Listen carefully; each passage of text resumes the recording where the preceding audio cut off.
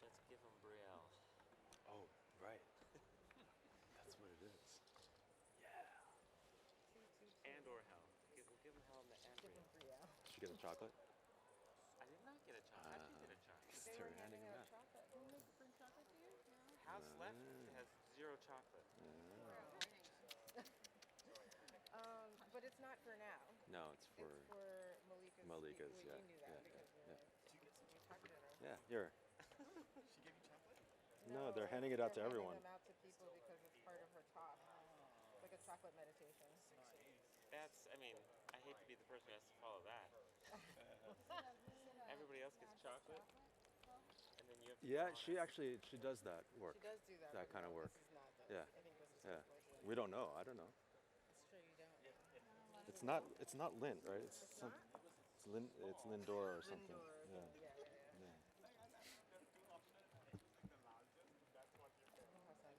Come on down. Well, the minute by minute play by play was. What's that? Yeah, we did it, right? We followed the minute by We minute. did exactly what was planned. Look at my steps, guys. Look at my steps. That's exactly like the rider. That's great. Your tabla's on fire, Sandeep. Oh yeah, you gotta put that tape on the outside ring of your drums. Oh. LEDs, as I'm playing, it should flash in different colors. How about that? Or, have you seen the Blue Man Group? Yeah.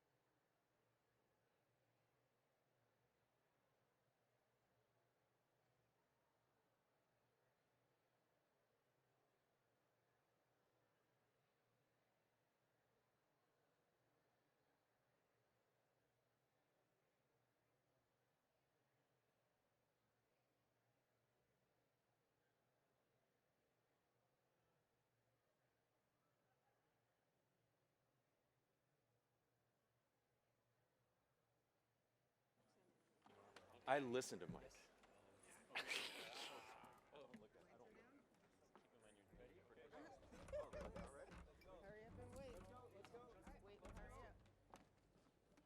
Wait and hurry up. Yeah, house lights go down, then we Have a good one.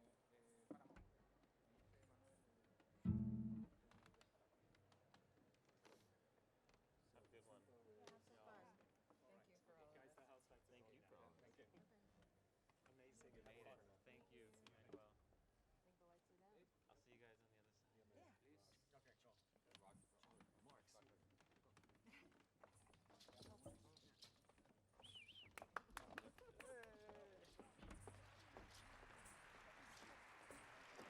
I know, right?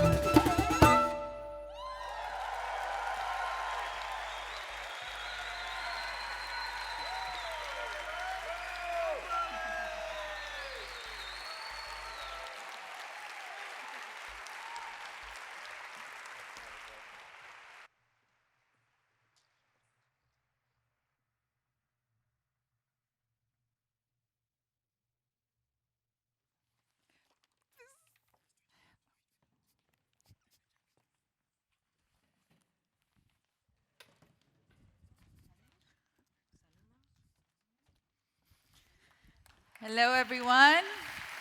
Hello. Hello. My microphone is working. All right. Hey. Wait a minute. You can do better. Good morning! See, it's starting to heat. Good. Hello, everyone. Ikunon. This is good morning in Basque, as I understand it. My name is Zainab Salbi. I am one of your co-hosts today with my fellow beautiful friends here. Right colored shirt people. Well, but before we introduce ourselves, I wanted to thank the Silk Ensemble. They remind me of the saying and the prayers that we are all part of the one. When one is harmed, we are all harmed. When one is healed, it creates a path for all of our healing. Now, the Silk Ensemble is created by Yo-Yo Ma, which includes musicians from different parts of the world, from the Silk Road, of their own traditional music and instruments, and they came together to curate beautiful music, as you said, as you heard today. Art is part of the Wellbeing Summit. It's actually art is part of our lives, and it's going to be integrated in every aspect of our gatherings here today. You will hear two different kinds of introductions, always. Some with our minds, Edwin, maybe, no. And some with our hearts. And it's always going to be the musical introduction for all of our speakers this morning. And with that, I hand it over to my fellow co-hosts. All right. Wellington. Be careful, everyone. Buckle up. No, it's just I just would like to get more. Is it okay if we get more personal and close? Absolutely. I think we have to. Go for it. That's very easy, okay? I'm going to count to 3, and I would like you all to look to your right, and then look to your left. It's very easy. All you have to do is this and this, okay? Wonderful. So, 1, 2, 3, that way. Fabulous. We're really communicating. Their left, our right. Okay. I'll be more specific then. Okay. Please. 1, 2, 3, look to your right. 1, 2, 3, look to your left. What was that about? Thank Wellington? you. This way I could have a great profile of the audience. And I feel that with a profile like that, you know, the only way for us is to have fun, enjoy, and I am a clown, an actor, social entrepreneur, kind of like in that order. And my job here is also to be the chief silliness officer. And yeah. He is. 100%. He is. So that we bring all of ourselves to this beautiful encounter. And it's a joy, amazing to be here. Let's make the best out of these days. Wellington, you make it so hard for me to introduce myself. I beg your pardon? My name is Edwin Macharia, and I run a firm called Dahlberg, which is the world's largest impact-focused advisory firm in the world. So I'm the serious guy, the guy nobody wants to hang with. But that's why I wore this bright shirt and this bright jacket, just to remind you, even I can be fun. So while many of my colleagues will bother you asking me, show me the metrics for what you're doing. What does that, are we making progress? What does this cost? We are also fun inside. So just remember to find the fun side in all of us, because it does exist. But for the next 3 days, I will be asking you to think of yourselves as water. Water has an incredible ability to just flow, to just find the places where it needs to be and be present. It can move fast, it can move slow. So think of yourself as water first in your ability to flow. Find the energy, flow with it. The second one is water has what is called a high capacity for heat, right? It moves from 0 degrees to 100 degrees, takes in thousands of megajoules to just get to boiling point. So when you find yourself in a place that feels a bit uncomfortable, sit in it, because you might actually learn something that you did not expect of yourself. As we integrate conversation and art, sit in the discomfort, because you're water, and you have a high capacity for that. And finally, water refracts light. It creates beautiful colors and rainbows. Be the water that refracts light for your fellow people. who you're with over the next few days. So again, what are you? Water. What are you again? Water. I didn't quite hear that. What are you again? That's exactly And what right. does water do? Flows. Yeah. And with that, everyone, we're gonna start our program. But before we start our program, and with the spirit of laughters and water, serious. water, Water. I want to end us all here with a poem from David White and a prayer for all of you. Start close in. Don't take the second step or the third. Start with the first thing close in, the step you do not want to take. Start with the ground you know, the pale ground beneath your feet, your own way to begin the conversation. Start with your own question. Give up on other people's questions. Don't let them smother something simple. To hear another's voice, follow your own voice. Wait until that voice becomes an intimate private ear that can really listen to another. Start right now. Take a small step you can call your own. Start close in. Don't take the second step or the third. Start with the first thing close in, the step you do not want to take. Amen. And with that, prayers for all of you, for all of us, really, to understand and reflect the meaning of well-being. But before we start, allow me to introduce, it's an honor actually, to introduce Mayor of Bilbao, Juan Marie Aburto. Well, please help me welcome Mayor Juan. You got that? I guess we go this way.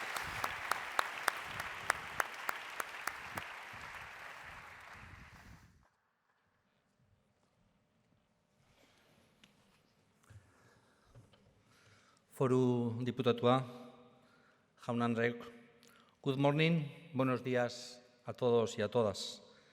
Egun on guztioi. Before my words in English, I would like to tell you that I am going to use as well our own language, the Basque language. We have our culture, we have our identity, and we have our language as well, one of the most ancient languages in the whole Europe. Doña Casilda parkean egin dugun ongietorriaren ondoren, zuen aurrean nago berriz ere euskalduna jauregi honetan, aldaketa sozialeko ongizatearen lehen gailurrari hasiera emoteko. Me dirijo de nuevo a ustedes en el inicio de esta primera cumbre del bienestar para animarles a profundizar en esa revolución silenciosa, pero necesaria, que supone impulsar el cambio social desde la perspectiva del bienestar humano, en el más amplio sentido de la palabra. After the welcoming ceremony held in Doña Casilda Park, I would like to come back to you at the beginning of this first Wellbeing Summit to encourage you to go deeper into that silent but necessary revolution that involves promoting social change from the perspective of human well-being in the broadest sense of the word. Over the years, Bilbao has made this commitment to human well-being in capital letters its own and has included in the Bilbao Charter of Values, a pioneering document that has become an international benchmark. And now that represents a clear commitment to the implementation of a new paradigm for the future in terms of economic and environmental sustainability and social justice. Since its foundation in the year 1300, Bilbao has overcome 1,001 difficulties, which have gradually forged the open, tolerant, and supportive character of the people of our city, of the people of Bilbao, accustomed to working together to continue advancing towards a better future for future generations. In these times of think global, act local, cities around the world as the daily habitat of more than half of humanity, have much to say about the great challenges of the future, such as climate change, energy transition, or decarbonization of mobility. As I said before, the coronavirus pandemic has taught us that working together is our only chance to move forward as a society without leaving anyone behind. That is why I am convinced that the post-COVID era will also be an era full of new opportunities linked to repairing the damage caused by hundreds of years of mass urban development. Of course, care for the environment must replace the depletion of natural resources. The improvement of living conditions for all people must replace the subjugation of some people by others. And confrontation must give way to cooperation at all levels, political levels as well. Each of these changes will close down some branches of human activity forever, but will give rise to new needs of activity that will help us to build a hope for the future, linked to culture as the most sublime expression of the human being, to solidarity, and to physical, psychological, and emotional well-being. For all these reasons, Bilbao is pleased to host this first edition of the Welfare Summit for Social Change, which I'm sure will help to set the roadmap for this new revolution in the making. Thank you so much. Enjoy the city and good conclusions for this summit.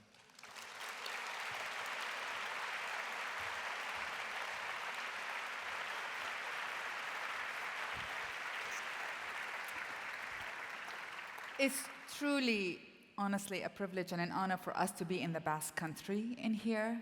Its language, as the mayor said, one of the most unique languages in the world. Not only a beautiful culture where you'll see art everywhere in Bilbao in here, but also it's my own encounter with the culture as someone who studied with a Basque teacher. It's a culture of reconciliation and has gone through a lot of healing and a lot of love in the last few years, actually, particularly. So there's a lot for all of us and for the world to learn about healing from this region. And with this, I have the pleasure to introduce Ainara Bashurko, Counselor for Economic Promotion in Bazkaia Government. So please help me welcome Ainara.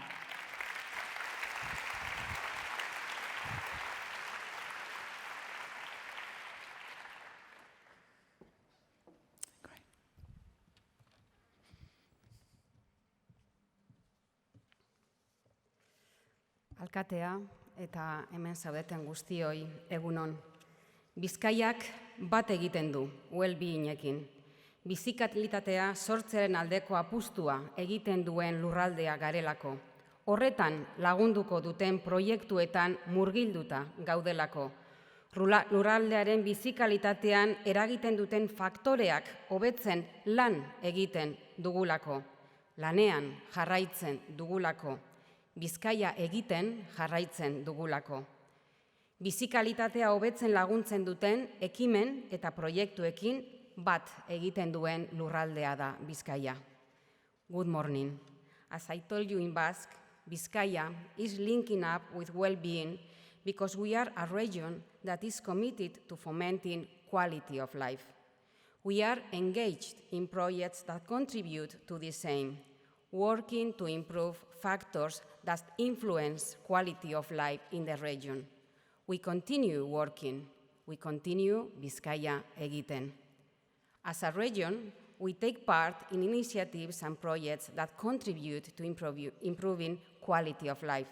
Today, Bilbao, Bizkaia, is the location chosen to hold the first Wellbeing Summit for Social Change, an event that brings together world leaders over the course of several days to make advances in the collective and individual well-being of those working on the front line of social change.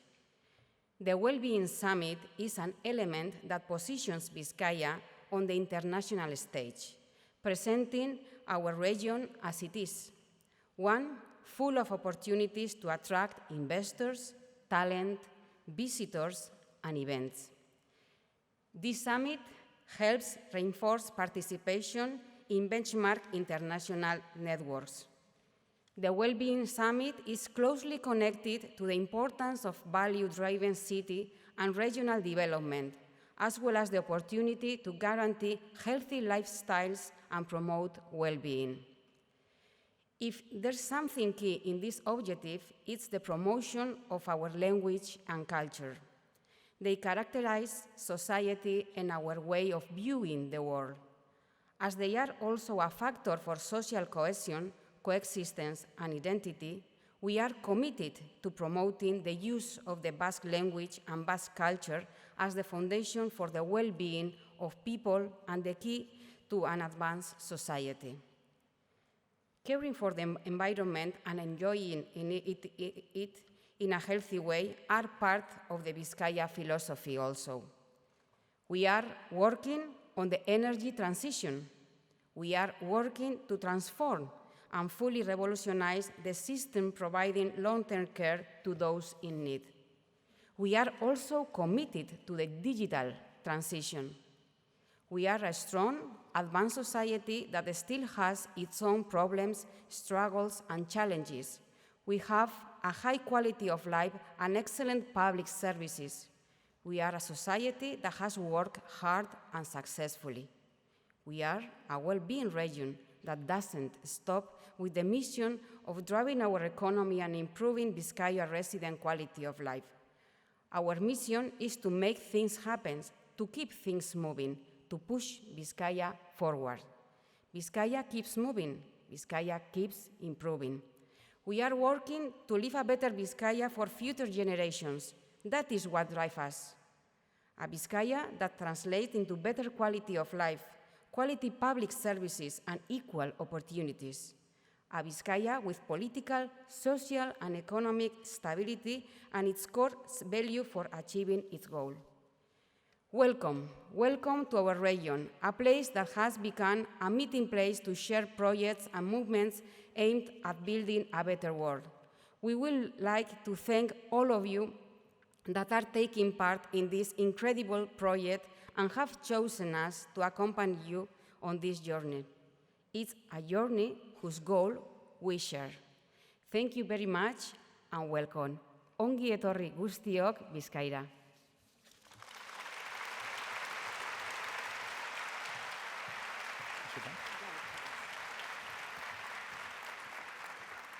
Thank you for that warm welcome. I think we've all been incredibly impressed. My first time in Bilbao, and I've truly enjoyed being in this great space. So thank you, Mr. Mayor, thank you, ma'am, for welcoming us formally to be with yourselves. We're now going to begin a series of conversations from the stage. And I think, as was shared, we're very much integrating art and seriousness and serious, deep discussions. All the introductions we'll make will be short. And so if you have not yet, please download the app, log in, because you'll see the full bios of all the individuals that we have who will be speaking on stage today and over the next few days. And you can see their full accolades that they bear. But the two people who I'm responsible for introducing now are always clear that external accolades are interesting, but frankly, it's about what's inside. They're always clear that they do not want somebody reading out a long, I won this, I did that, I went to that school, but instead say, what kind of person are they when they show up in our lives? A bit of a personal story. I went through a fairly difficult year last year. I lost my wife last year. And these two individuals, even though we'd never met physically in person, were there for me in ways that they do not understand. I'm sure all of us have this experience when you see an email coming and you're like, do I want to open it? I'm not sure. I'd see the email from these guys and I would click immediately and read it because I knew there were words of encouragement, there were words of saying they're thinking about me and they're holding space for me to find healing and to be able to come back in the world in my full self. And so without further ado, I want to introduce two individuals who to me draw such a deep well of humility and generosity humanness and humanity, and are frankly the reason most of us are in the room. Sandrine and Aaron.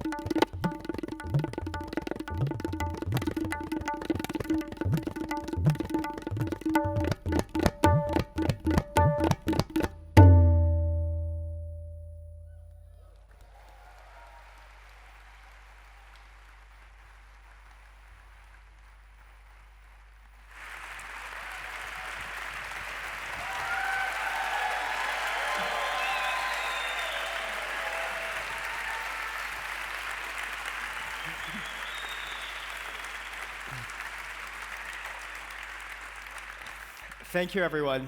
Wow, it is super, super exciting for us to finally be here today, and then to see all of us that are gathered together in Bilbao.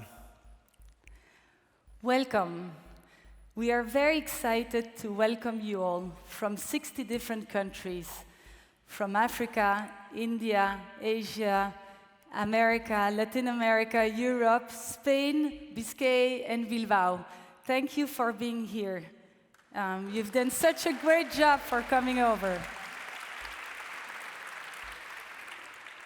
You are part of institution, art institution, foundation, grassroots organizations, governments, corporations. All together, we are going to make these 3 days very special moments. We are very excited to welcome you, and most of all, we feel very grateful to have such a wonderful group of caring and loving people in this room.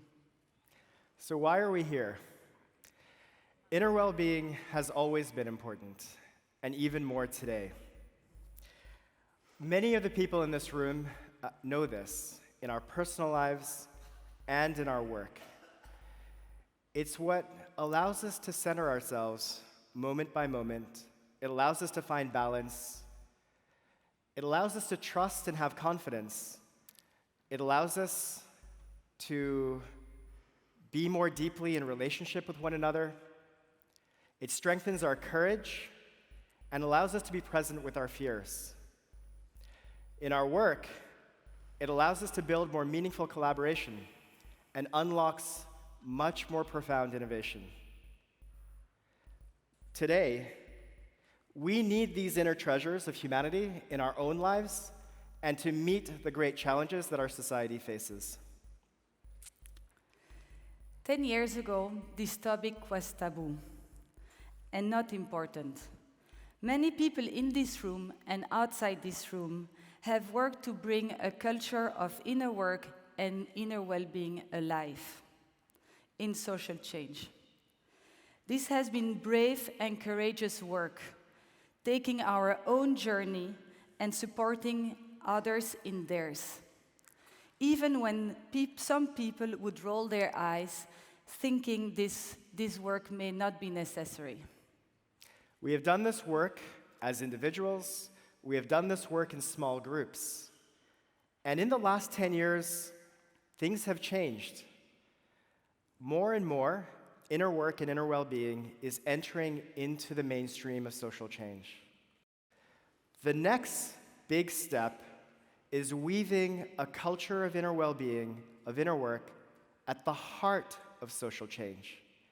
And that is something that we can only do together as a community. And this is at the heart of the summit, building relationships between each other. And with that in mind, to be curious. We invite you to meet people that are sitting next to you, to deep listen to them. We invite you to be, again, curious, welcoming, and really mindful of creating new relationships. For me, as Sandrine and I were preparing for today, I was reminded of a personal story with actually someone who's in the audience here today. I hope she doesn't mind me calling her out, Sharon Rosen. So in 2007, I was at the Skull Forum, and it was a moment in my life of a great deal of inner turmoil, of confusion, of really struggling in a number of different ways. Sharon took a moment of time with me, and we had not a long conversation, but a meaningful conversation. And her last words to me in that conversation touched me really, really deeply. She listened to me, which already felt wonderful to feel received. But then she said, "One day you will understand." Now, the words were wonderful and they were soothing, but it was really the way that she said it, with kindness, with gentleness, and with so much wisdom coming through. It touched me really profoundly, gave me hope, and shifted my experience over the next many months. Now, this is a very personal way that an experience at a gathering of people touched my life. We would love to hope for the same for everyone here at the personal level, and also with all the work that we are doing in the world. When I listen to Aaron's stories, it reminds me of a notebook that my husband has, where he keeps very special sentences that our kids share with us, and also memories of our holidays. It's one of the tools that I encourage you to have, writing down the special phrases that you will receive this week, the special names, experience you will have in a notebook, a mobile, or a piece of paper. It will enable you to go back to this week and bring you with this back with this energy and be able to continue this work that we all want to see happen in social change. The beautiful thing about keeping a notebook like that is it allows us to really treasure the things that emerge and allow us years later to then also come back and thank those people that touched our lives. So I'd love to say thank you to Sharon. The last big thing that we'd love to invite is something truly unique at this summit. We have woven art at the heart of this gathering. For us, it was absolutely fundamental. Art is our universal language. Over the last few years, we've been working closely with incredible artists, with incredible arts institutions, to explore this topic of inner well-being as it meets social change. There's a number of interventions that you'll see on stage, a number of moments, a number of pieces of work through the city. In some ways, we have curated that into the experience for all of you. And there's also an invitation. Please go explore these pieces of work. It's a very different and much more profound way of exploring this topic. And for us, we are so grateful for the artists and arts institutions that have stepped in. We think that you'll find something truly special in that experience. Thank you all for joining us. We're super, super excited about these 3 days and can't wait to live it together with you. Thank you. Welcome.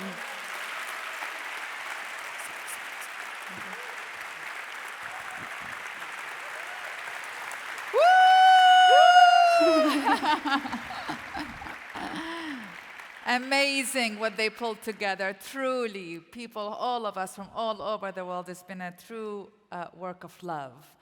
So thank you again for Aaron and Sandrine.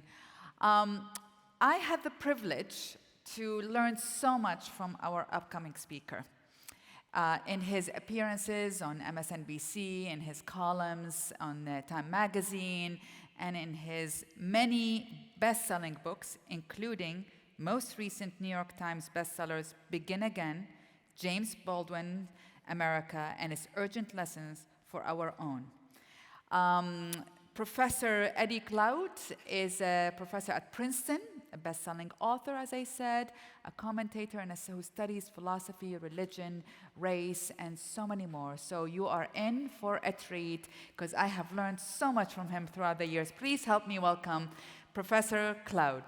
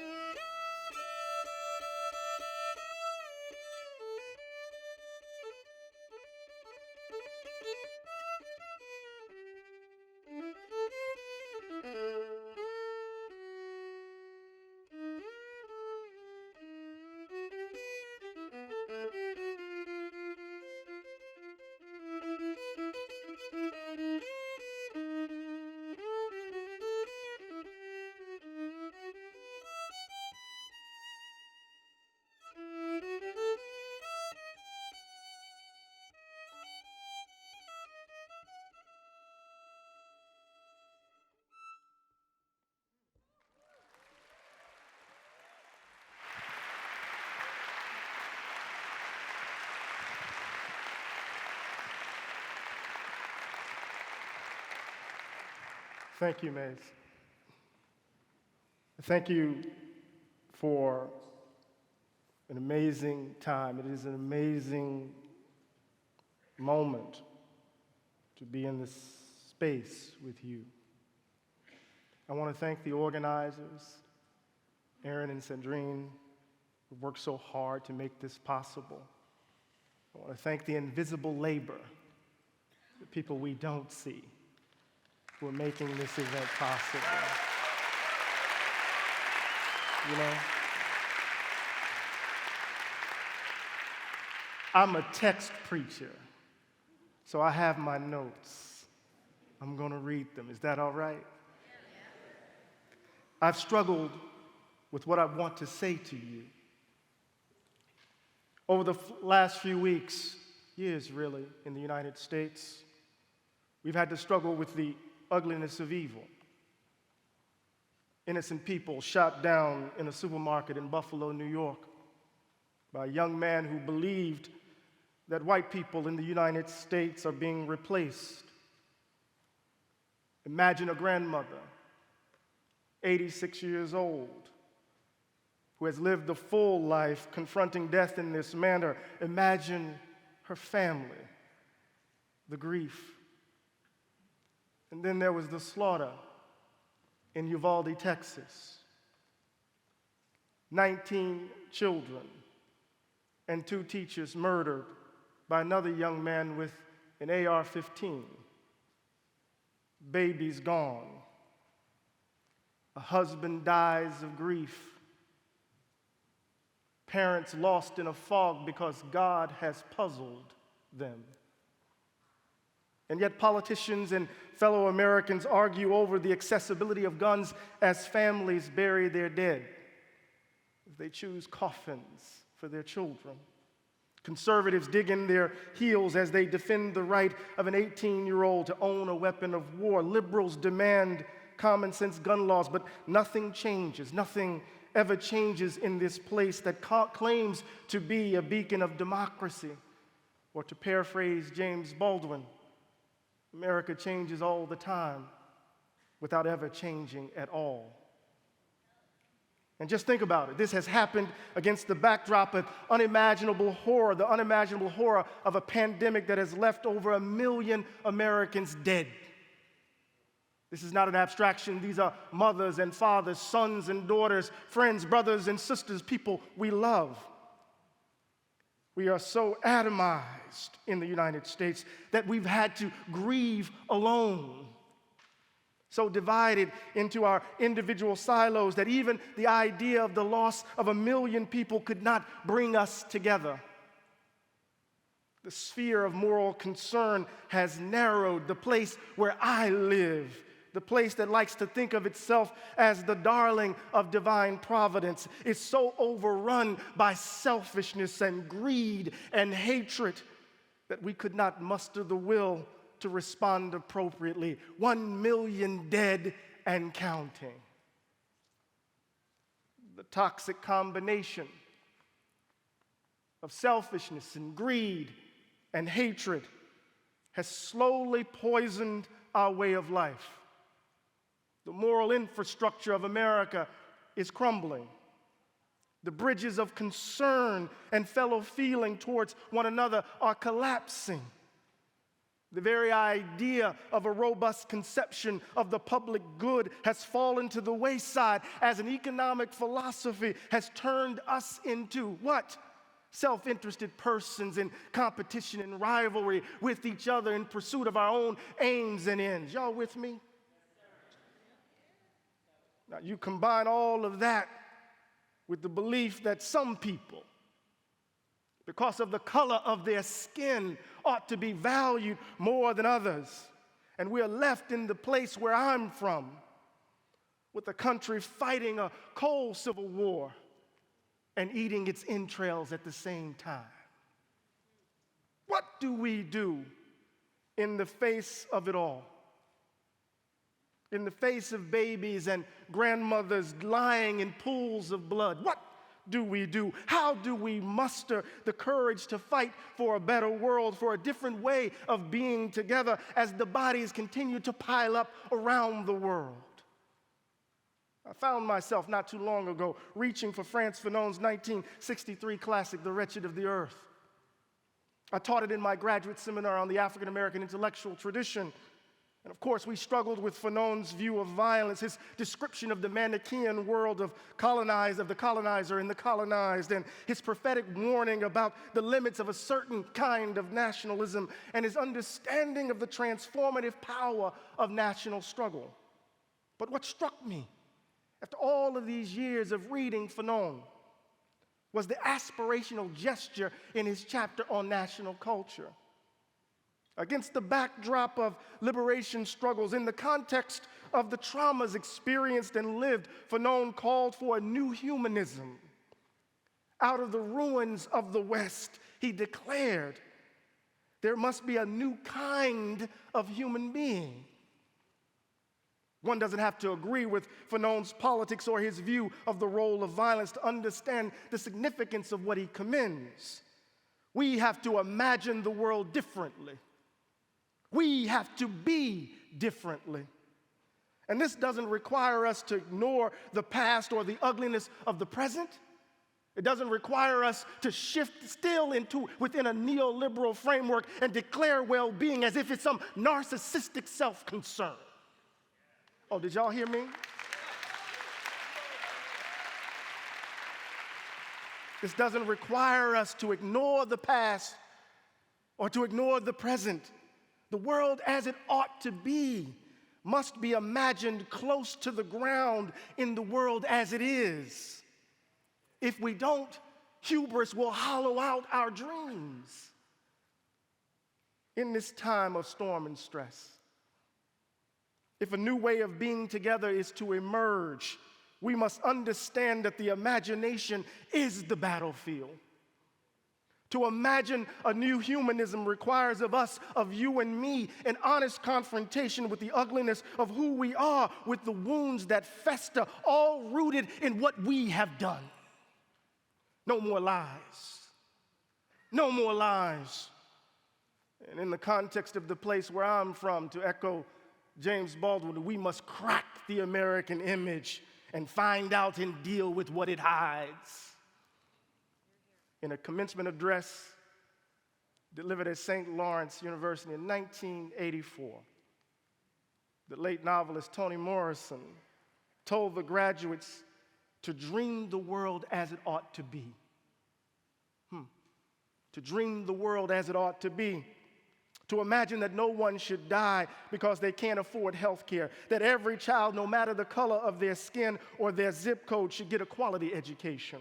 That every human being should be accorded dignity and standing and should be treated equally under the law. That no one should be seen as disposable. These are not the musings of radical madmen and women. This kind of world is possible.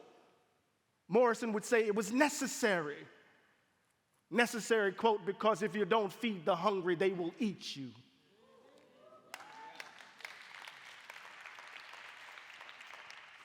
We must imagine a different way of being together. Our scars and bruises, the pain and wounds demand as much. We have to break loose from the ideologies that have shackled us to the ground and dare to think for ourselves, funded by the experiences of the past. Each generation, Fanon said, must discover its mission, fulfill it, or betray it. Our mission, I believe, is to imagine a new world, a new humanism close to the ground. I often find myself these days reaching for help, trying to beat back the despair and panic, to respond to what feels like cascading crises that threaten to overwhelm. Again, I've struggled to what to say to you in this moment, to offer hope amid the storms, and the storms seem to always come. Ironically, William Faulkner's Nobel Peace Prize comes to mind. Nobel Prize, he wouldn't be a Peace Prize winner. But his Nobel Prize come to mind. Faulkner said, I decline to accept the end of man. Quote, it is easy enough to say that man is immortal simply because he will endure, that when the last ding-dong of doom has clanged and faded from the last worthless rock hanging tideless in the last red and dying evening, that even then there will still be one more sound, that of his puny, inexhaustible voice still talking. I refuse to accept this. I believe that man will not merely endure, he will prevail. He is immortal, not because he alone among creatures has an inexhaustible voice, but because he has a soul, a spirit capable of compassion and sacrifice and endurance. But if this is to be so, Wellbeing Conference, if this is to be so, Faulkner suggested, we must not forget the problems of the human heart. We mustn't forget the fears that drive us to idols and to the illusions of safety. If we do so, as he wrote, our griefs grieve on no universal bones. Our imaginations become surfaced and barren. We write not of the heart, but of the glands. We mustn't forget, I come out of a tradition that speaks to pain and suffering. Each of you is called to bear witness. Each of you is called to be a dream warrior, to risk everything right now in this moment to make the world anew. You are called to be that inexhaustible voice, to exhibit that spirit capable of compassion and sacrifice and endurance.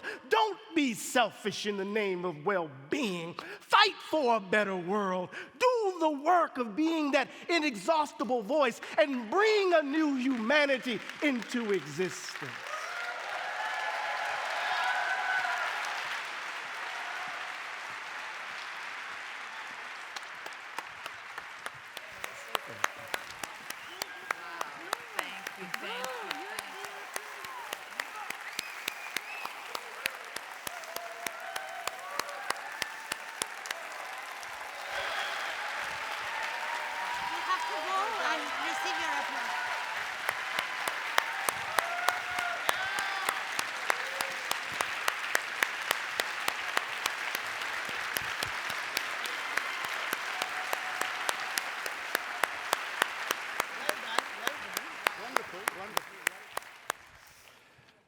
Wow. Oh. Oh, and this is just the beginning.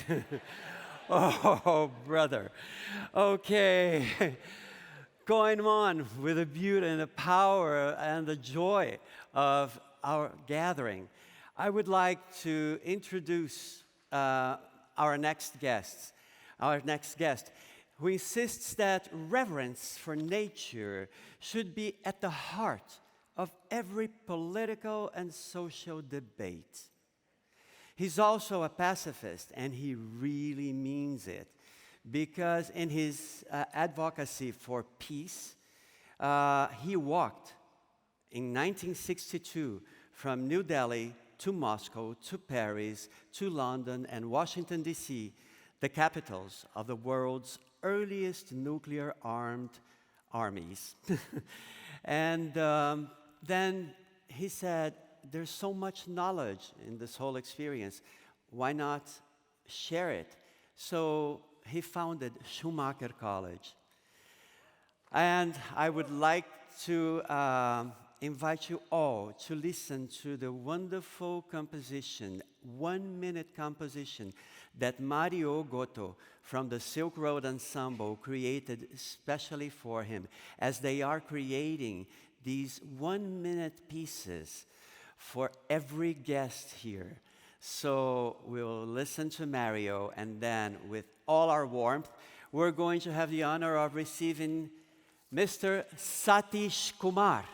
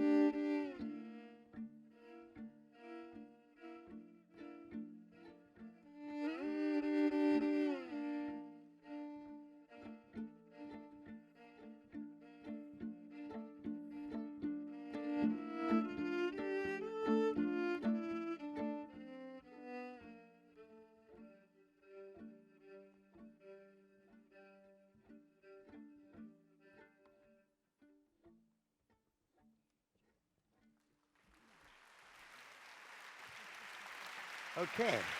Satish Kumar, ladies and gentlemen. Thank you. Thank you, thank you, thank you, thank you.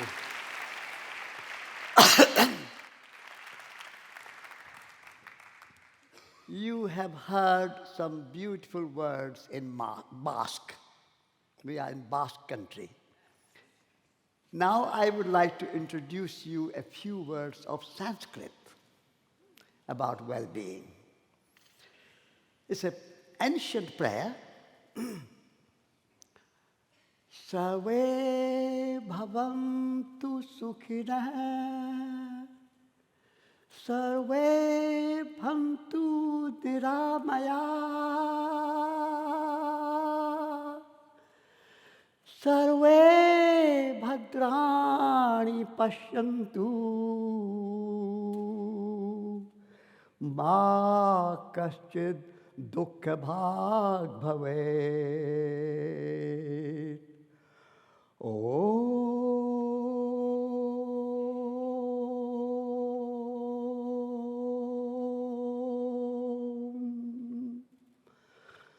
Shanti, Shanti, Shanti.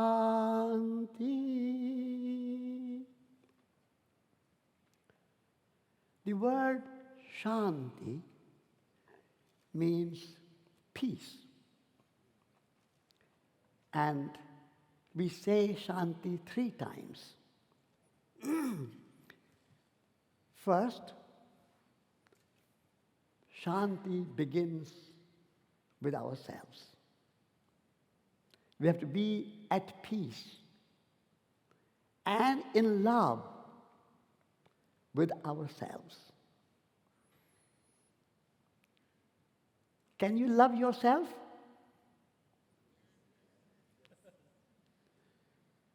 Unless you love yourself, how are you going to love anyone else? What is love? Love is to accept yourself as you are. Accept yourself as you are, without comparison, without judgment, without criticism.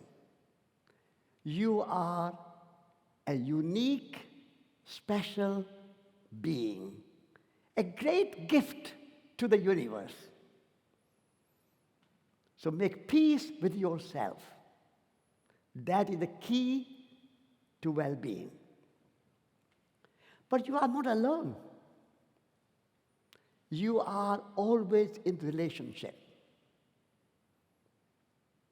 So make peace with all other people, whoever they are. They might be black or white, rich or poor, Americans, Russians, Chinese, Ukrainians, particularly Ukrainians and Russians, Africans, whoever you are, Hindus, Muslims, Christians, Buddhists, Jews, whoever you are, love them.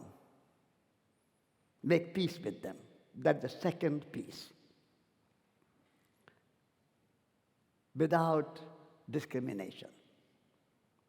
The third piece is peace with cosmos. Peace with nature. The way humanity is treating the natural world is like being at war with nature. The way we are treating our oceans with plastic. The way we are treating our rivers with sewage. The way we are cutting down the rainforest. The way we are treating our animals in factory farms, where thousands of animals are kept in cruel conditions. They never see the light of the day in their whole life. Make peace with them. Make peace with nature, with peace with our planet Earth. That is peace. Well-being comes from love. We have forgotten how to love. We have to start with that. Love revolution.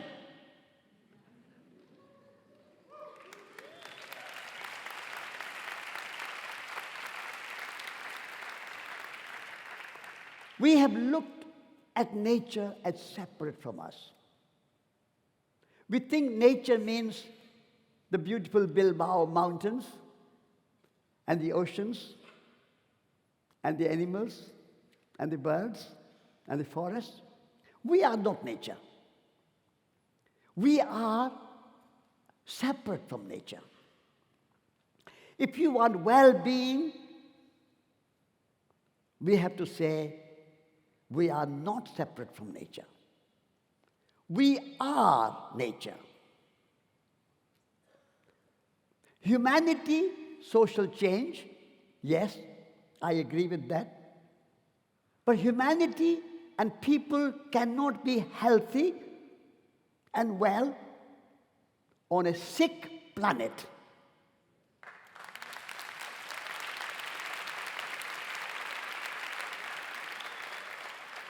So the planetary well-being, social well-being, and personal well-being are intricately connected.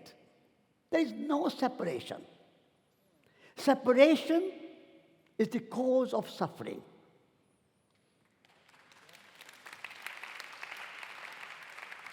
When separation and divisions and suffering ceases. When love is there, suffering ceases. Separation brings an end to love, unity, relationship, connection. We are all interdependent. We are all interrelated. The moment we say nature and we are separate, then nature becomes only a means to an end. Nature we use as a resource for the economy. And not only we use nature as a resource for the economy, we need to use humans as a resource for the economy. Many of you work in many businesses and organizations, universities, government departments. All of them, more or less, because I come from England or from Britain, I have experience there at least, they have something called HR department. You know what HR stands for in their view? Human resources. Now, I want to change that. I want to proclaim that HR stands for human relationship.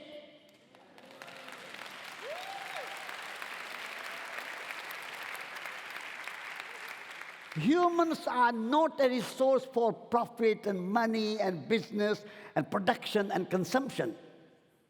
Human dignity of human life, the production, consumption, economic growth, they are means for the well-being of humans and well-being of planet.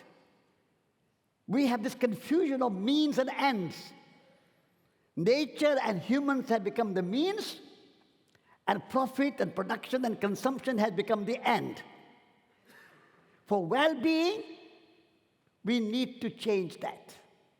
And we have to, the other way around. Production, consumption, economy, money, they are the means to ensure the human well-being and well-being of planet Earth. That is my mission. And that will come when we love nature, when we love life, we love planet, we love people, and we love ourselves. And so, love is the answer.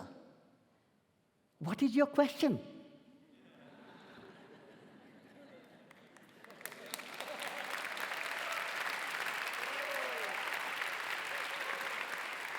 So we need to shift ourselves. We need to shift our focus from the economic growth to growth in well-being.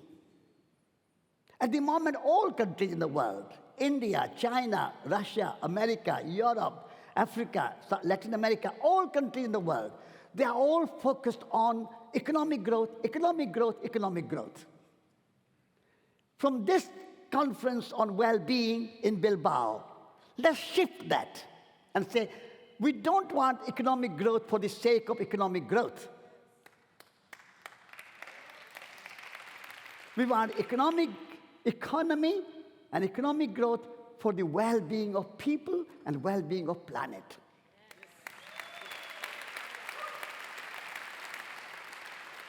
So let us shift our focus from economic growth to growth in well-being. That is our challenge to the world from this Bilbao conference. We want to remind all these industrialists and business leaders and government leaders, all of them, that it's not economy stupid. Economy is stupid. And economy should be in the service of humanity, in the service of planet Earth. And all our oceans and rainforests, they are sacred. Life is sacred. Nature is sacred. Nature is divine.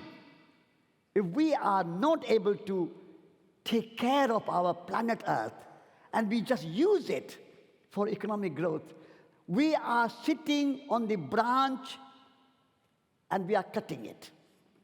We are going to fall down.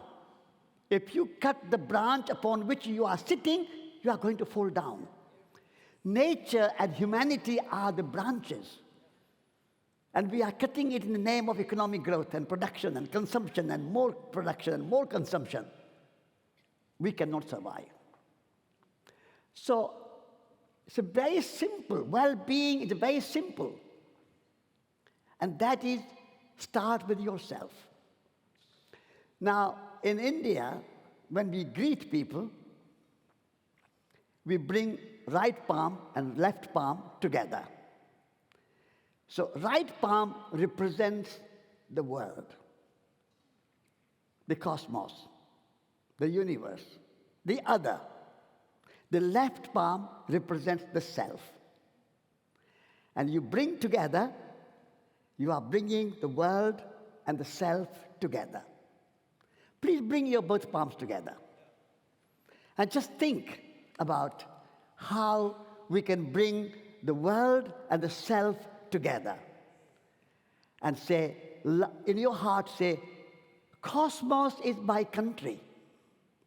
By bringing two palms together, you say in your heart, cosmos is my country. And then, whole planet Earth is my home. And then, nature is my nationality. And ultimately say yourself, within your heart, love is my religion. Once you have a cosmos as your country, then you can have Spain and Basque country and France and England and any country you come from. Fine, no problem. But don't forget the cosmos. And planet is my home. Then you can have wherever your home is, but don't forget the planet home. And nature and nation, nature and nationality, nation, come the same Latin root. Nature comes from natal. Natal means birth, prenatal, postnatal, birth. So we are all born. So our true nationality is nature. And all religions, Buddhism, Christianity, Hinduism, Islam, Judaism, Sikh religion, Jainism, they all speak about love.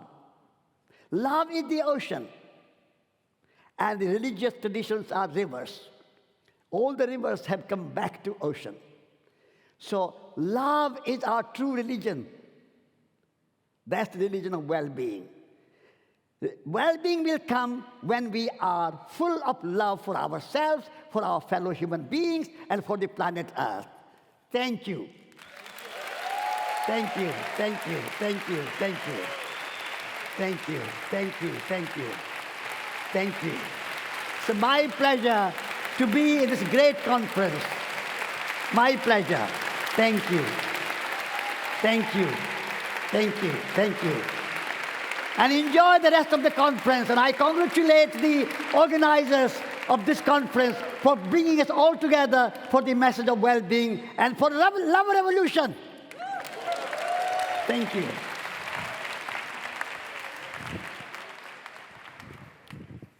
Thank you very much. Thank you. Am I the only one who's feeling a bit of goosebumps? Is it just me or is it all of us? Are we water? Or as we say in Kenya, are we water? Are we water? Are we flowing? Are we sitting in discomfort? Not yet. Are we refracting?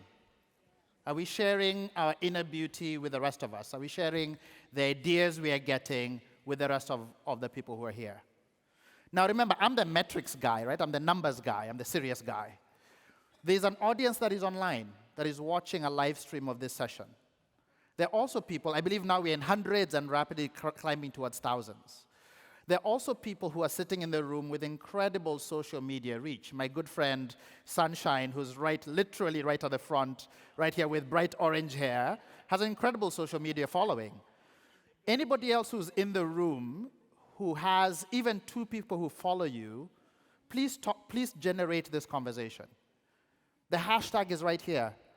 The first time I saw this hashtag, I saw there was BS in the middle, and I was like, I'm not sure if I like that, but but it's okay, it's okay. That's the hashtag. Please use it. Let's amplify this conversation to everybody who is not privileged enough to be in the room. Today, coming right after me is somebody who I just met a few minutes ago, and she's such a ball of energy. She spent 40 years as a human rights advocate. She won the SCOL Breakthrough Award in 2016 for her work, globally recognized for what she does. And she's now spending her time thinking about interconnectedness. And she said something really, really beautiful, which I will butcher, but I'll try and convey the message. As we were backstage, she said, "We're living in the paradigm of rupture, a physical, spiritual, and metaphysical separation from others and everything around us. How do we redefine and find space for the paradigm of interconnectedness, of being together, of holding that space together?" So I invite Malika to join me on stage. Malika, if you could please come up. And as she's coming up, you've heard the incredible folks who are playing theme songs as people are coming on stage. And so we have Kojiro and Mark who will do a brief introductory song. And I've told the guys at the back, even I want a theme song. I want to kind of bop my way to a good jam. Welcome.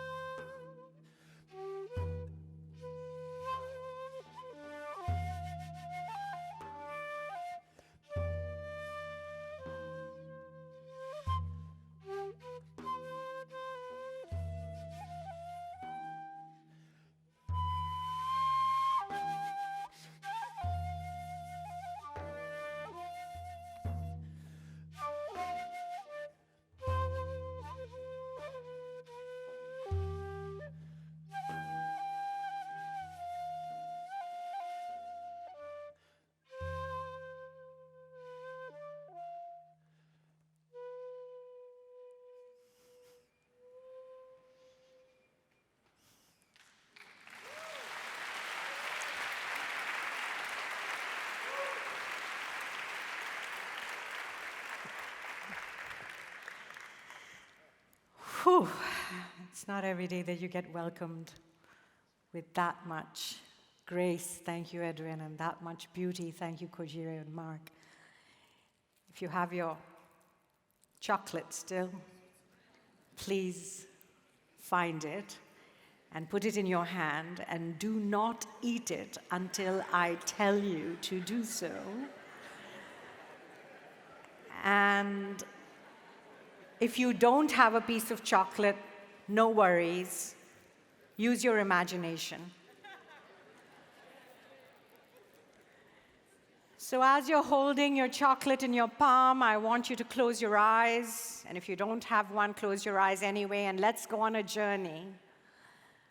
We're in a tropical, gorgeous, beautiful jungle in the Ivory Coast, and the cocoa trees, the pods on them have come to fruition, and the machetes are gently harvesting the pods.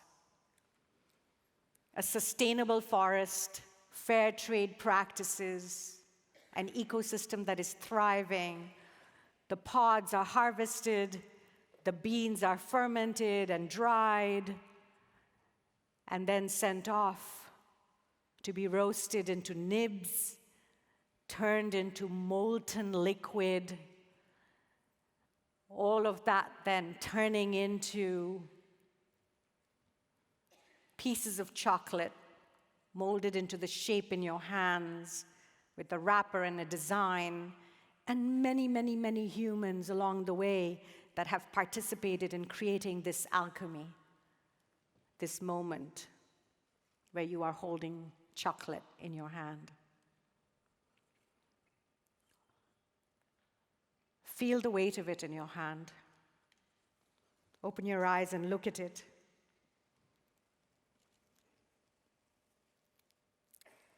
Allow yourself to slowly start to open and listen with your ears as you hear the rustling of paper and this beautiful mahogany, dark brown color emerges. And just allow your eyes to feast for a moment. Take a finger or two and just touch and feel the sensation of this piece of solid velvet in your hand that has traveled all the way from the Ivory Coast to be here right now. All of the senses of our bodies coming alive as you look and you touch and maybe now smell.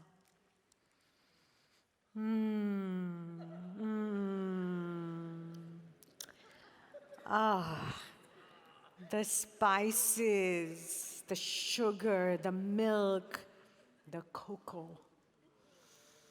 Can you feel your mouth salivating? Can you feel the anticipation building?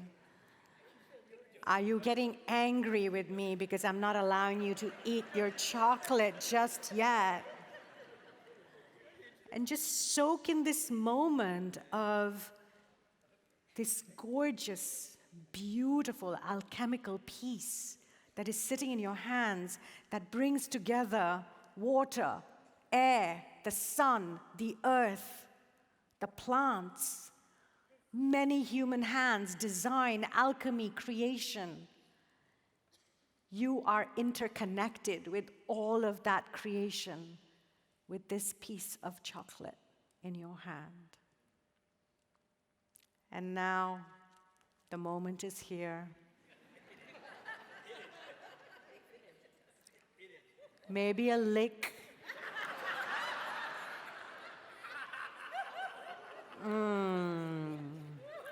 Maybe a small bite. Oh my God, there's liquid inside. How is your mouth feeling as you savor? Feel the sensations as it melts, moves down your throat. The gifts of the earth, of our great mother. The gifts of so many human beings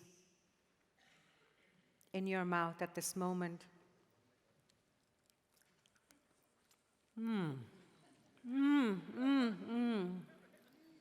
Imagine if every time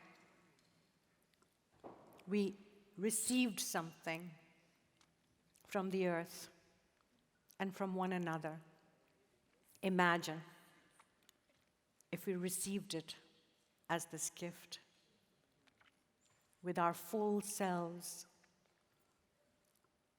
with our hearts, with our bodies, with our senses. Imagine if pleasure was at the heart of well-being.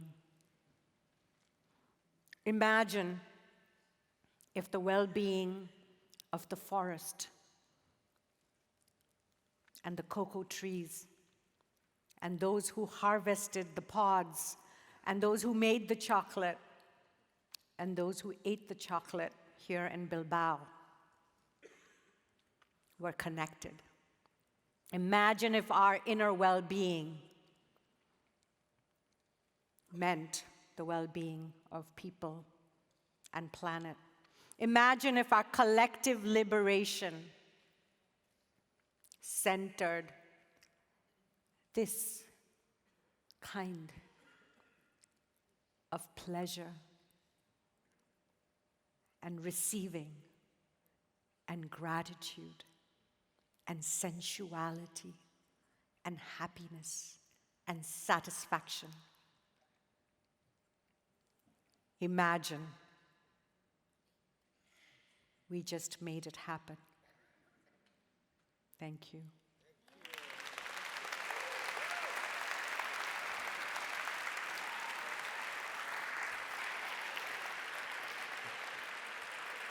Wow. Wow. What Malika was talking about is consciousness. Yeah? In the words of my teacher, Angela Arian from the Basque region, from the Basque country, everything about this earth moves slow to medium, except humans. Everything, animals, plants, everything about earth moves slow to medium, except we walk and act and think so fast. And that is not a natural rhythm, actually. The natural rhythm is to catch up to the rhythm or slow down to the rhythm of earth itself, slow to medium. Because in that rhythm, we understand what Malika was trying to demonstrate, consciousness. And there's a consciousness in everything, in all the plants and the animals and of course in each other, everything around us. And all what we need to do is slow down. There are two ways to introduce anybody, and especially our upcoming speaker, Luisa Zondo. There are the external ways where we introduce ourselves with our credentials. So, in Luisa's case, she's board secretary and chair of Oxfam, South Africa's funding committee, and CEO of the Bertha Kwaso Foundation. Forgive me. But there's another way to introduce each other, right? I mean, we all come and say, hey, I'm Zainab Salmi, da-da-da-da-da-da. And there's another way to talk about our internal lives and what's going on in our lives.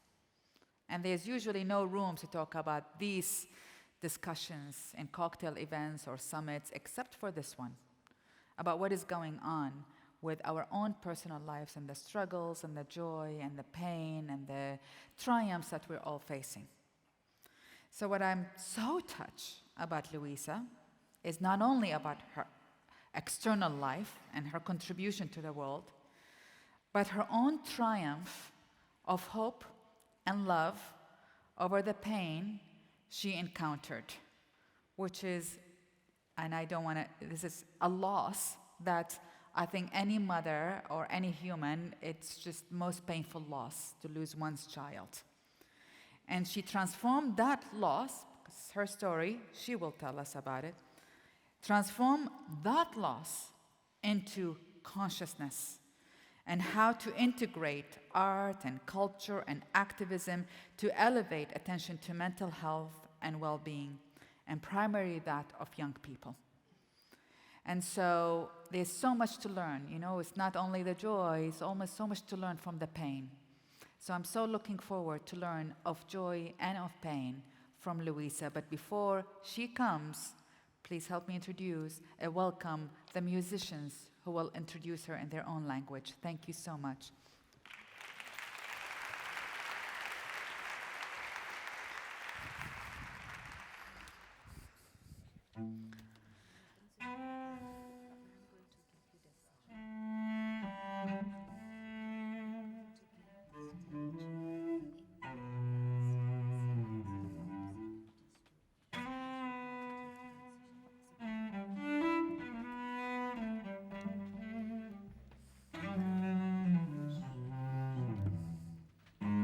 I hope it's okay.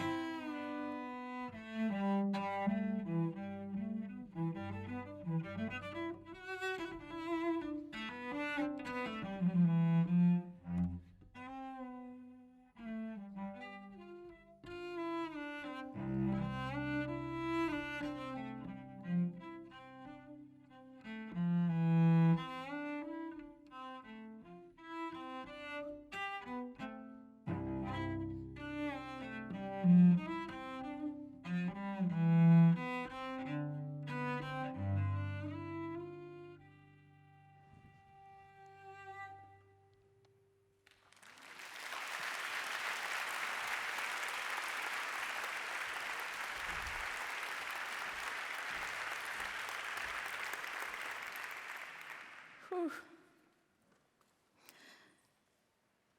It feels to me like with that, we just might as well just stay in silence and take each other in.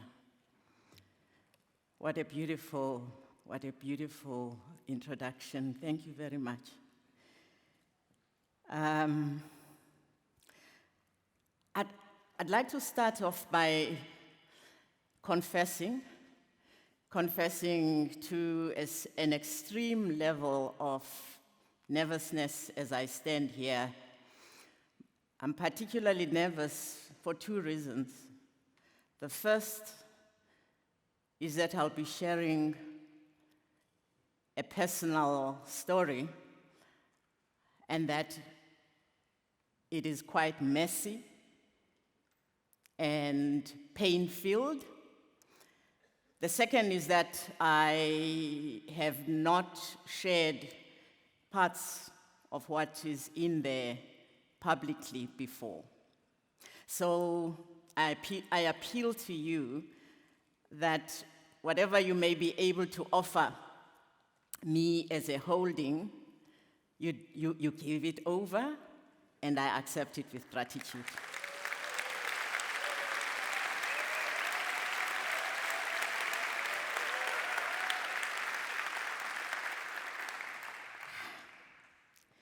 So I am a 58-year-old South African black woman.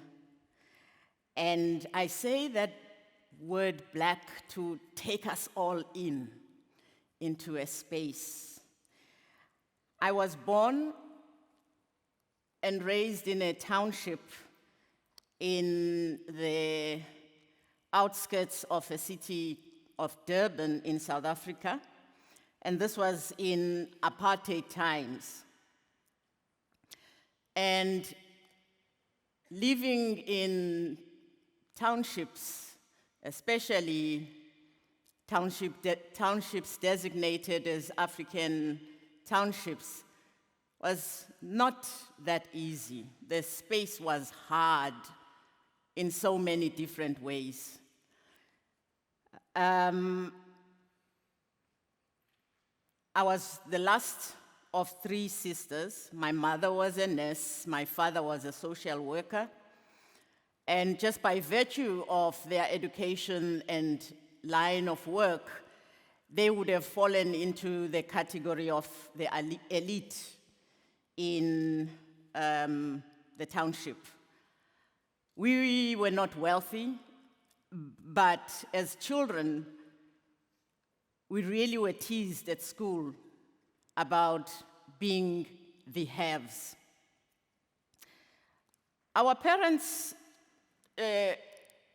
trying to do the best they could with raising children in apartheid South Africa, developed an approach to life of making our home environment very, very restrictive.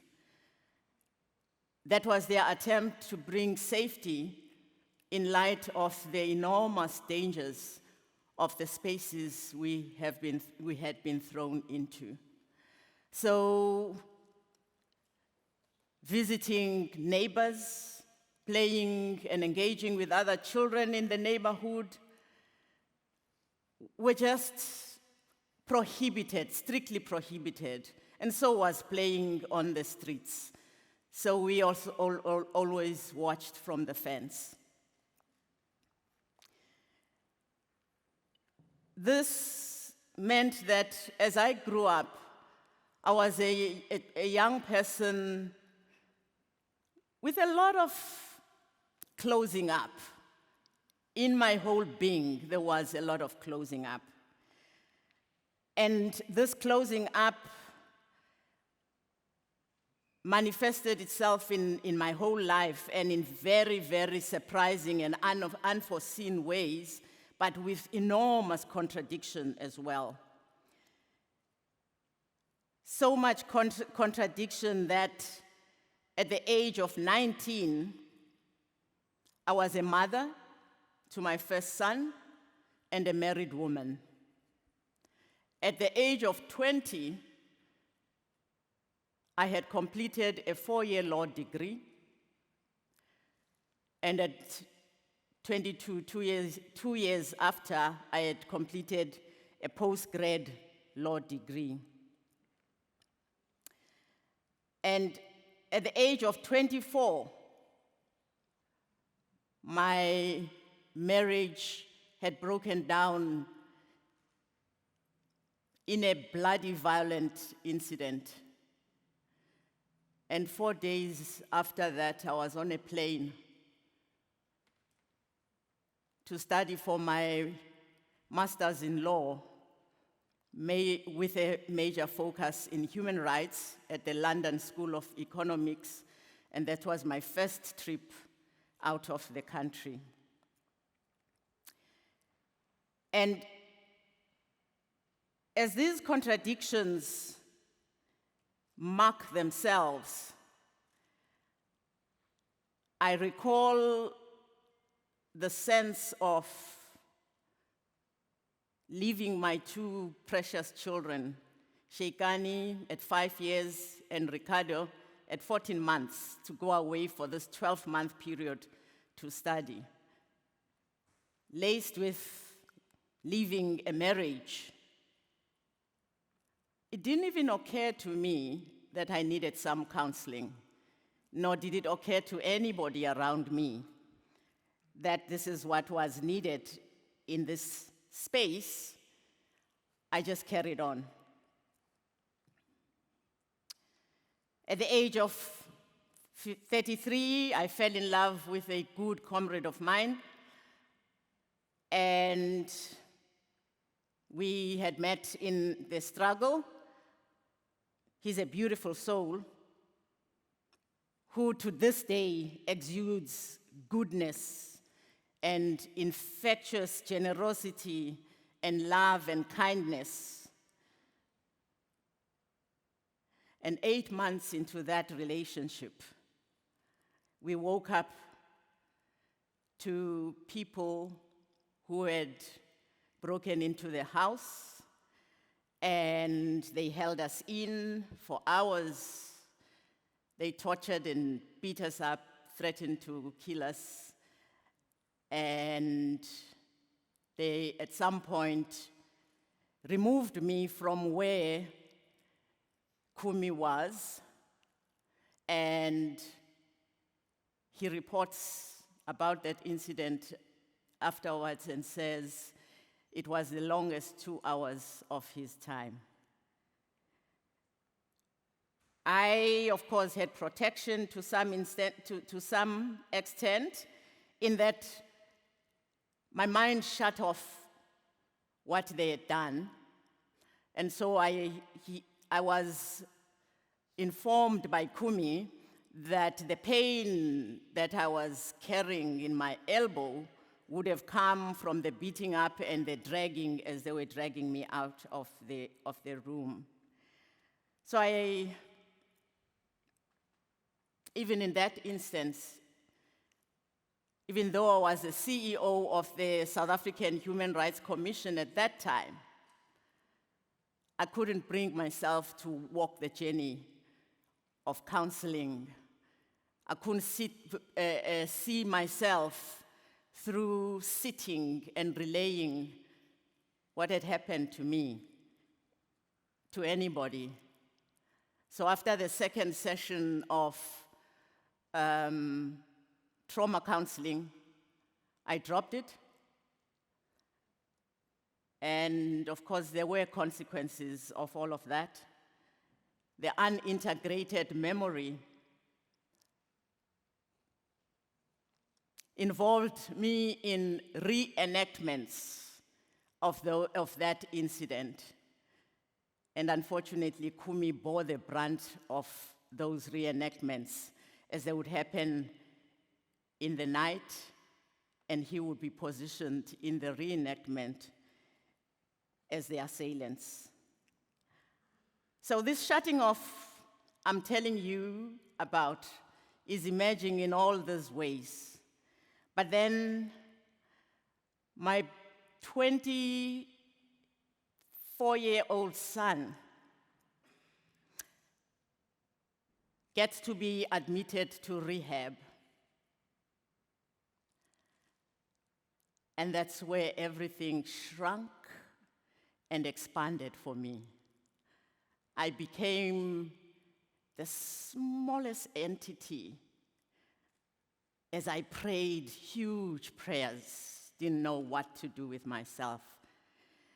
And that's where I was thrown into a journey of deeper inquiry, a journey of spirituality, a journey of openness to the meaning of life, openness to self-relatedness, self-suffering, the causes of suffering. And I went into it with hope. I built community around it. Community sustained me. And life has been a progressive engagement with the question of who are we? What are we called to do? What does it mean to be connected? On the 23rd of February this year, while I was at Oxfam, South Africa, serving as the acting executive director there, our precious son, Ricardo, who's a well-known and well-loved artist, and known by the name Ricky Rick, he died. In his studio, he had hung himself. I lost all containers that made sense to me. Some 25 days into that, I was climbing Mount Everest to base camp because I had to make sense. I had to answer the question, what is the moment calling for? How am I to be at this moment? What is the possibility of continuing in this state?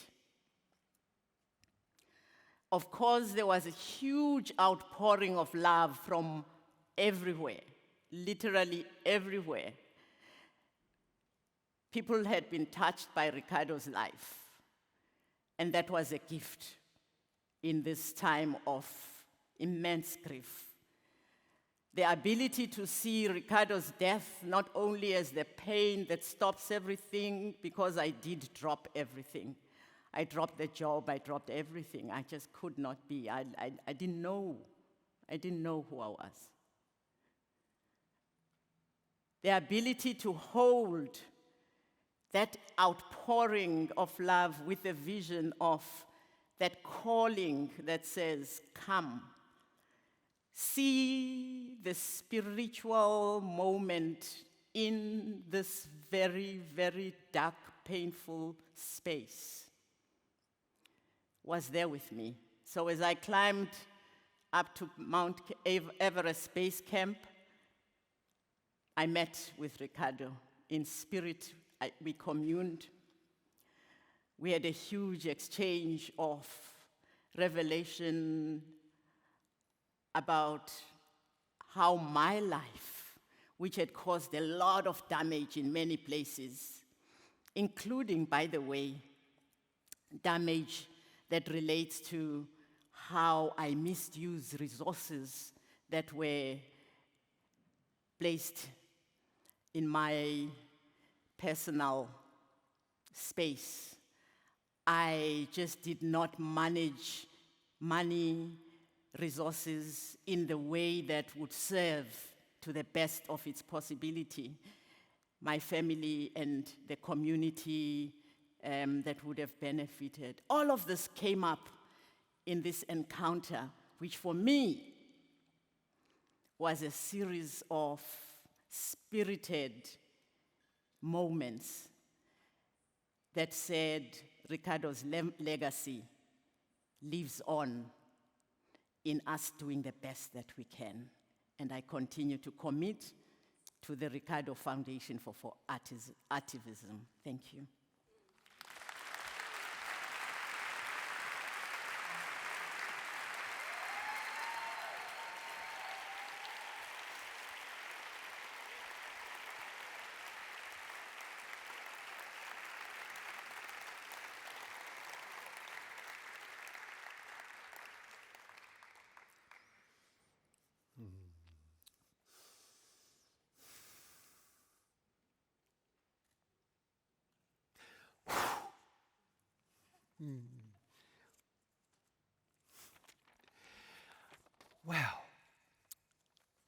Well, first of all, I would like to add a piece of information. When I first announced Mario Cotto, the violinist, I didn't have the name of her partner, Maz Swift, also a violinist. So I would like to ask a round of applause for Maz.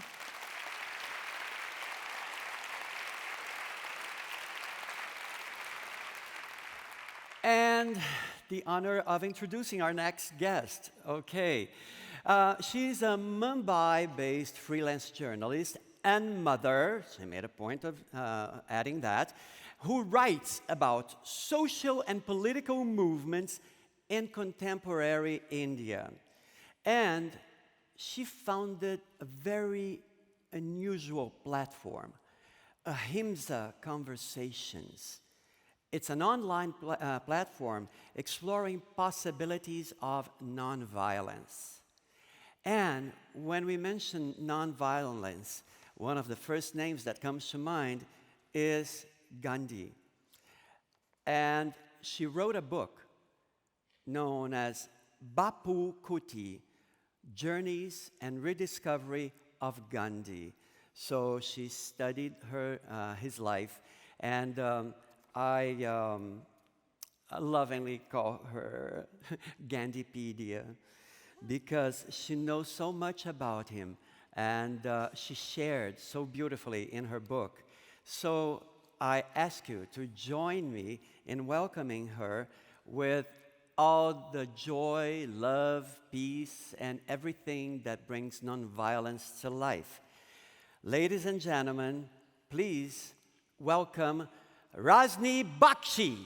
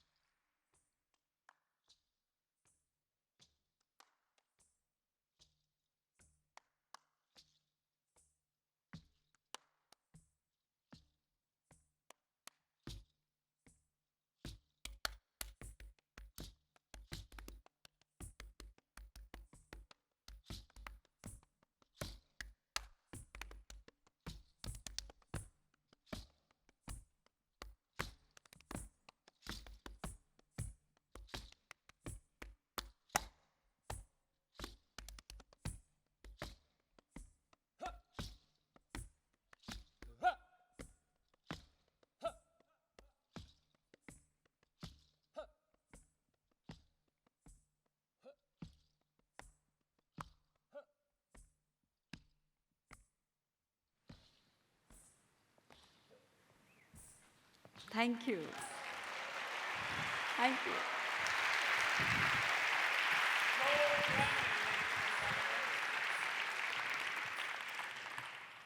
Namaste. I'm going to take you back to a rather famous moment in history. It was a cold winter evening in 1948. Mohandas Karamchand Gandhi was walking across a lawn to attend his daily evening multi-faith prayer meeting. It was a friendly crowd, and suddenly one man stepped forward, first bowed to Gandhi in reverence, and then shot him at point-blank range. But the Mahatma, the great soul, had actually lost the will to live many months before the assassin caught up with him. On his last birthday, it was also his only birthday in free India, in October 47, he said, "It's for me a day of mourning because I have lived to see my entire life's work reduced to ashes." And that's because he had spent 50 years before that working for just two things. One was to prove that nonviolent politics was possible, and the other was the dream of a free and united India. But freedom came at great cost. India was partitioned. The most horrific communal violence erupted. An estimated, and this is a conservative estimate, 2 million people perished, and many more millions were displaced. My entire clan was part of that moment. We lived through and survived that Holocaust. I have vivid childhood memories of my parents talking about both the trauma of partition and the trauma of Gandhi's assassination. They say 1.5 million people showed up for Gandhi's funeral. It was a long procession. And my father was in that crowd. And it's from my father that I first learned about Gandhi's tenacity. That how even in this darkest hour, when he was heartbroken, when he himself considered that his experiment had failed, he never lost faith in nonviolence. He said, "I have failed, not the ideal." So what was this? Why did he have so much confidence that nonviolence is as old as the hills? And what can we learn from his experience that is, significant for how we live our day-to-day life today, how we act in politics? And I'll take you to a story from Margaret Mead, the cultural anthropologist. She was once asked, what is the oldest artifact of human civilization? She didn't point to any man-made, human-made object. She pointed to a 15,000-year-old human skeleton in which the femur had broken and then healed, and the person had gone on to live a longer life. This meant that at a time when our ancestors were pretty much wandering herds, people had started to stop for the one who fell. Somebody cared for that person so they could recover and live a longer life. Now, Gandhi knew this by instinct, but he also knew it from his very detailed observation of everyday life. And so the claim that life in its raw form is short, nasty, and brutish was a pernicious claim, according to Gandhi. And he said that any claim for being civilized that accepts this as a truth is doomed. To equate civilization with technology is the path to darkness. For what is civilization, not just what builds it, is our capacity for care, compassion, love, and above all, cooperation. Now, how did these values appear in Gandhi's own life? I'll give you an incident when he was just 24 years old. He was at that time, a failed lawyer. He was really struggling to make a living. And he's on a train in South Africa, and he's thrown off, literally, he's forcibly thrown off the train because a white passenger complains that a brown man cannot travel first class. And he said, "I have a ticket," but that was no good. Now, we would think today that this was a classic justification for a lifelong trauma. He could have grown in resentment. He could have hated white people all his life. But exactly the opposite happened. Instead, Gandhi realized, one, it's not personal. It was not about him. Two, the issue here was injustice and discrimination. And three, he resolved to fight it. But fight it without resentment or hatred for the perpetrator. And that inaugurated the journey which today we call nonviolent action in multifarious forms. Over the last 2.5 years, I've spoken to 109 people from 24 countries on this platform, Ahimsa Conversations. And there's a diversity of views, but I'll give you just the 2-3 things on which everybody agrees. One, ahimsa is not absence of violence. Ahimsa is when we overcome our desire to harm people or our equally innate capacity to be aggressive. It's the energy that is released when we are able to engage with care and compassion, stand firm against injustice, but do so without trying to obliterate or even to hate the wrongdoer. And in its highest form, it's love in action. Now, all this seems very nice, but there's a catch, right? In everything, there's a catch. And for me, that complication was best illustrated by a woman I met at a nonviolence training workshop in New York. She said, I ain't showing up for a gunfight with a bat in my hand. And I realized that what she's saying actually is what Gandhi repeatedly said himself, that it is better to take to arms than to cower in cowardice or to be feeling defeated and helpless in the face of violence, and violence is a reality. So it is not surprising that a lot of people who show up for nonviolence training are struggling with precisely this. They don't want to be cowards, they do want to be brave, and yet they don't want to be brave in the way that we are commonly taught that, the people who carry guns and knives are brave. On the contrary, true bravery is to engage to take a stand without violence. So ahimsa is both natural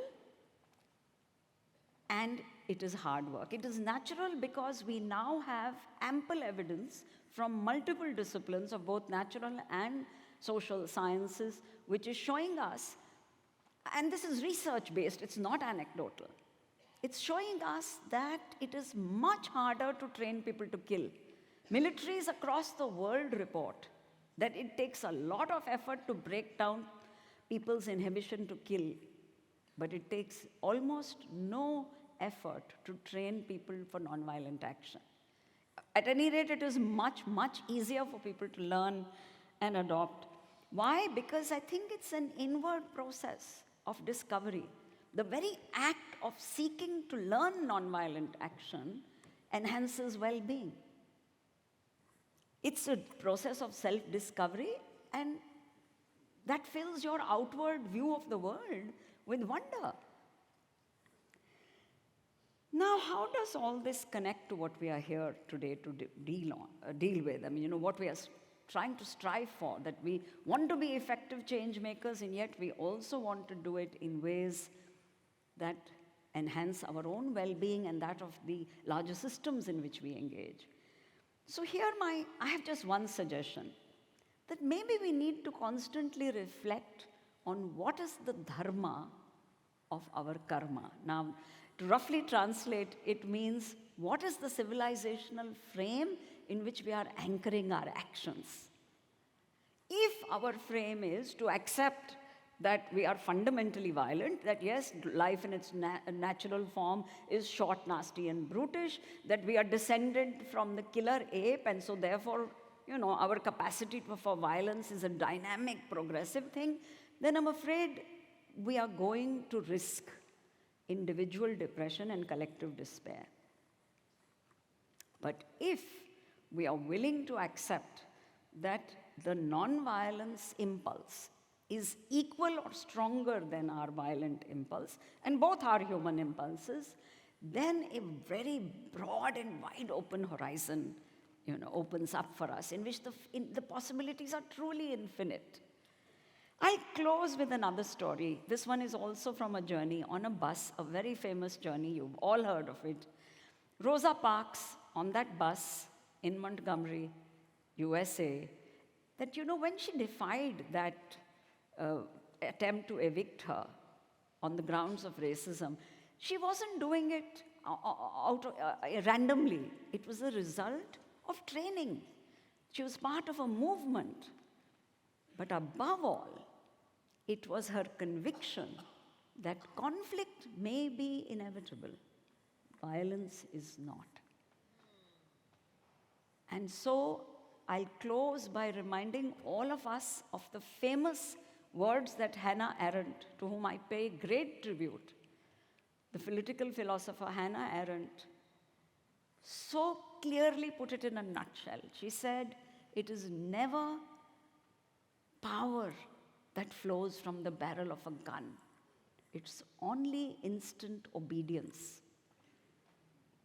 And that is why disobedience is so important.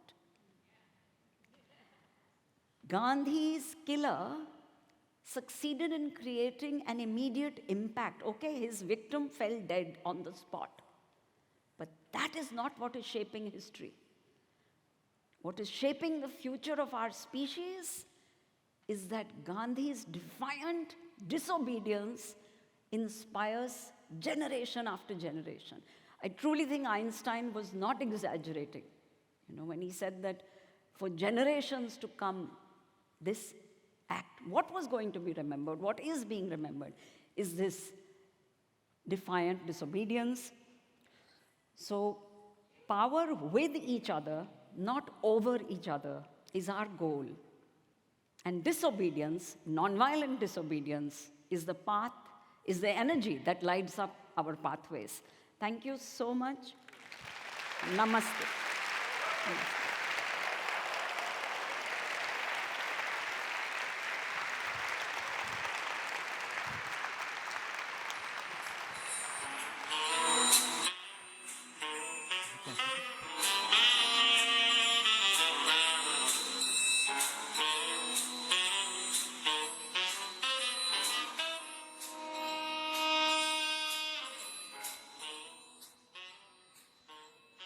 They wouldn't give me my own theme song, so I brought my own.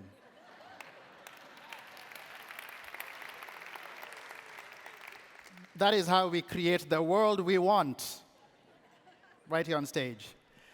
We've come to the close of today's formal gathering and formal conversation.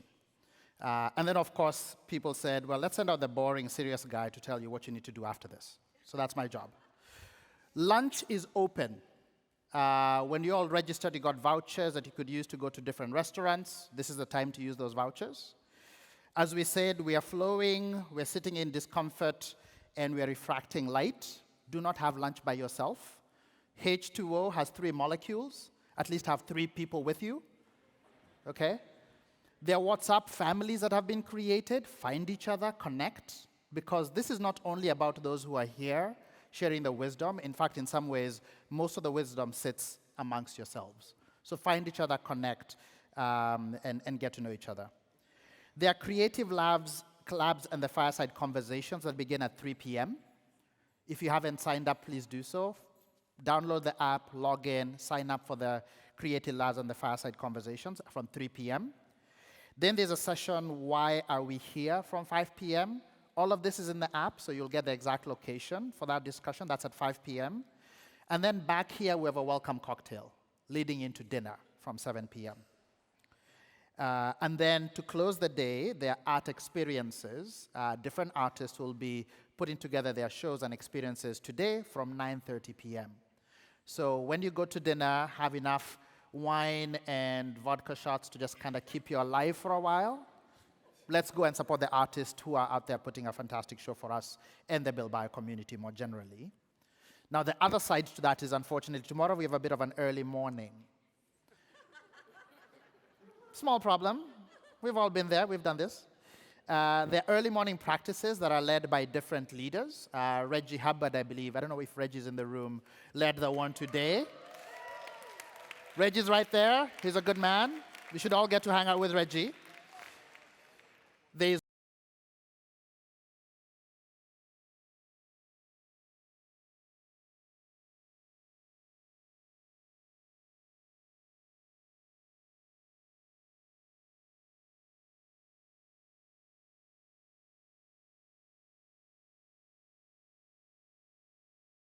one tomorrow at 8 a.m. Again, the details of exactly where it is are they're in the app.